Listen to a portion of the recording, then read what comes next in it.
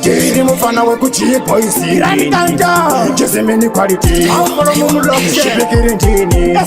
Amigo matino na kantini Taiwane shini Mambo makutoba yo kungi Jacksoni Baby usasotambe ni moyo wangu Usatambe ni moyo wangu Sofuma kutotora moyo wangu Ndoda kukura kitoku na mai wangu Baby usasotambe ni moyo wangu Usatambe ni moyo wangu Sofuma kutotora moyo wangu Ndoda kukura kitoku na mai wangu Na wana dem Chero mukango taura ni sangu Nechiti ndini musoro pangu Asishimuko ichi ndi changu Ndicho chinoto ndiwa chiro shangu zangu Sakada kuchira tisa mai vangu Saka mai vangu vachasufara Ndechiti ndauye ni murura Mai uyu kumba kweke ndicha chongorura Baby usasotambe ni moyo wangu Usatambe ni moyo wangu Sofuma kutotora moyo wangu Ndoda kukura titoku na mai wangu Baby usasotambe ni moyo wangu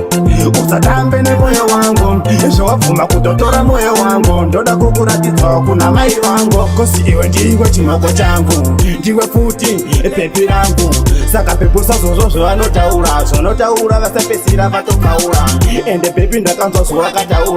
swakataura neni ndosa ndiri Andimbodi kukupa urafu baisi Ndoda kukupa urafu iri very nice Saka pepi wangu ineni ndakusuwa Ndapota usazotelera makuwa Kozi vanofara kuona tarambana Avafari kuona isu techiki sana Baby usazotambe ni moyo wangu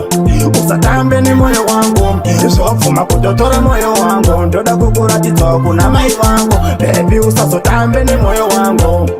Usatambe ni moyo wangu Sofuma kutotora moyo wangu Ndoda kukura titoku na mai wangu Na wana dem Chero mukango taura ni sangu Nechiki ndini musoro pangu Asishimuko ichi ndi changu Ndicho chinoto ndiwa chiro shangu zangu Sakada kuchira tisa mai vangu Saka mai vangu vachasufara Ndechiti ndauye ni murura Mai uyu kumba kweke ndicha chongorura Baby usasotambe ni moyo wangu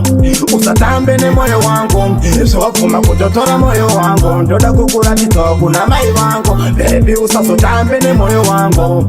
Usatambe ni moyo wangu Sofuma kutotora moyo wangu Ndoda kukura titoku na mai wangu Kosi iwe ndiwe chimoko changu Ndiwe futi pepi langu Saka pepu sazozo anotaura Sonotaura vasapesira vatokaura Ende pepi ndakanzwa swakataura neni ndosa ndiri Andimbodi kukupa urafu baisi Ndoda kukupa urafu iri very nice Saka pepi wangu ineni ndakusuwa Ndapota usazotelera makuwa Kosi vanofara kuona tarambana Avafari kuona isu techiki sana